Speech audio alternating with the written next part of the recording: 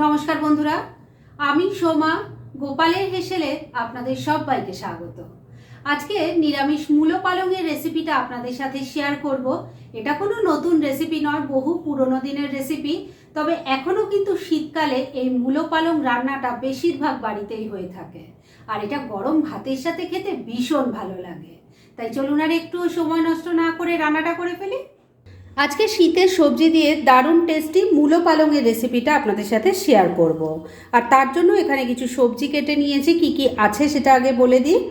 মূলো রেখেছি, আলু কাটা আছে, শিম রেখেছি, আর আছে বেগুন। সবজির পরিমাণ বন্ধুরা আমি এখানে বলে দিচ্ছি না, কেননা যে যার প্রয়োজন মতো ইচ্ছে মতো নিতে পারেন। আর এর সাথেই লাগবে পালং শাক, যেটা না হলে এই রান্নাটাই ইনকমপ্লিট থেকে যাবে। যাই হোক, এবার চলুন মূল রান্না শুরু করি।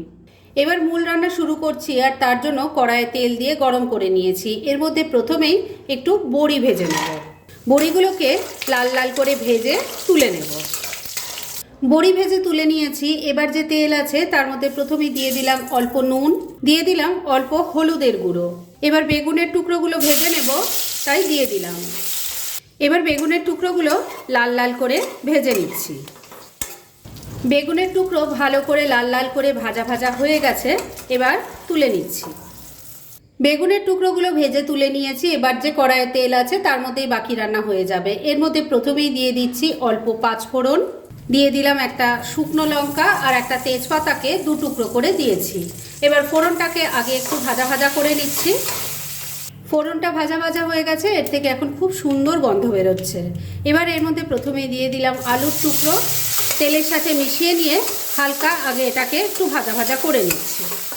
আলুর টুকরোগুলো হালকা করে ভাজা ভাজা হয়ে গেছে। এবার এর মধ্যে দিয়ে দিলাম মূলোর টুকরো, এটাকেও মিশিয়ে নিয়ে একটু ভাজা ভাজা করে নিচ্ছি। এইভাবে ধাপে ধাপে সবজি দিয়ে যদি একটু ভাজা ভাজা করে নেওয়া হয় তাহলে খেতেও ভালো লাগে, আর সবজির যে কাঁচা গন্ধ থাকে সেটাও কিন্তু চলে যায়। মূলোর টুকরোগুলোকে দিয়েও মিনিট দুয়েক সময় নিয়ে একটু ভাজা ভাজা করে নিয়েছি। এবার দিয়ে দিলাম শিমের টুকরো, দিয়ে দিচ্ছি স্বাদ মতো নুন, অল্প হলুদের গুঁড়ো দিয়ে দিলাম, সামান্য একটু লঙ্কার গুঁড়োও দিয়ে দিলাম। এবার সব কিছুর সাথে খুব ভালো করে মিশিয়ে নিচ্ছি। শিম আর যতটুকু মশলা যা দিলাম সব কিছু দিয়ে ভালো করে মিশিয়ে নিয়ে মিনিট খানেক সময় নিয়ে একটু ভাজা ভাজা করে নিয়েছি। এবার এই সবজিগুলো যাতে একটু সফট হয়ে যায় সেজন্য ফ্লেমটাকে লো আর মিডিয়ামের মাঝামাঝি রেখে ঢাকা দিয়ে 3-4 মিনিট রান্না করে নিচ্ছি। 3-4 মিনিট সময় নিয়ে ঢাকা দিয়ে সবজিগুলোকে একটু ভাজা ভাজা করে নিয়েছি।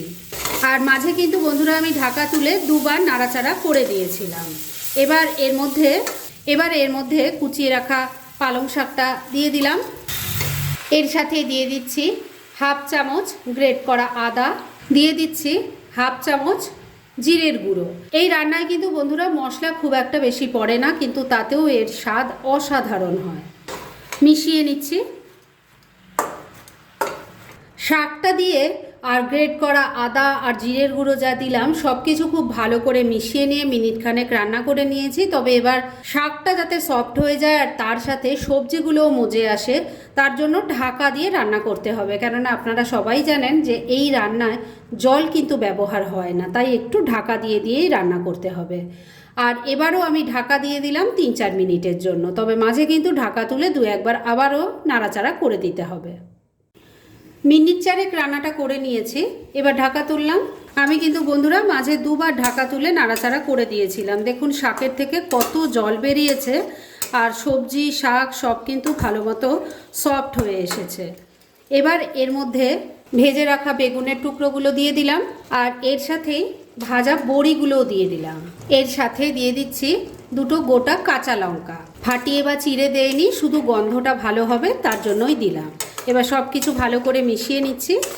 এইভাবে রান্না করে বন্ধুরা গরম ভাতের সাথে খেতে কিন্তু খুব ভালো লাগে। এই মূলো পালং আজকের রান্না তো নয়, বহু পুরনো রান্না।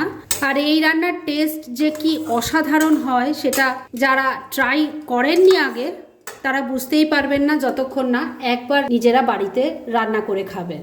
সব কিছু ভালো করে মেশানো হয়ে গেছে। এবার ফ্লেমটাকে লো আর মিডিয়ামের মাঝামাঝি রেখেই ঢাকা দিয়ে আবারও 2-3 মিনিট রান্না করে নিচ্ছি। মিনিট 4 আবারও রান্নাটা হয়ে গেছে। ঢাকা তুললাম। আমি কিন্তু মাঝে দুবার ঢাকা তুলে নাড়াচাড়া করে দিয়েছিলাম আর নুনটা চেক করে নিয়েছিলাম। আপনারাও দরকার হলে সেটা করে নেবেন। দেখেই নিশ্চয়ই বুঝতে পারছেন সমস্ত সবজি ভালো মতো সেদ্ধ হয়ে গেছে। এবার শুধু শেষ পর্যায়ে এর মধ্যে দিয়ে দেব অল্প একটু চিনি, আর এর সাথে দিয়ে দিচ্ছি অল্প একটু ঘি। ভালো করে মিশিয়ে নিচ্ছি। চিনি আর ঘিটা দিয়ে ভালো করে মিশিয়ে নিয়ে মিনিটখানেক আবারও রান্না করে নিয়েছি। এবার রান্না একদম রেডি। গ্যাসটা বন্ধ করে দিলাম। এবার মিনিট দুয়েকের জন্য এটাকে স্ট্যান্ডিং টাইমে ঢাকা রেখে দিলাম আর তারপর সার্ভ করে দেখাচ্ছি। ফ্রেন্ডস, আমার আজকের এই দুর্দান্ত স্বাদের মূলো পালংয়ের রেসিপি একদম রেডি হয়ে গেছে এবং আমি সার্ভ করে দিয়েছি। ভীষণ ইজি একটা রেসিপি, কিন্তু খেতে অসাধারণ হয়।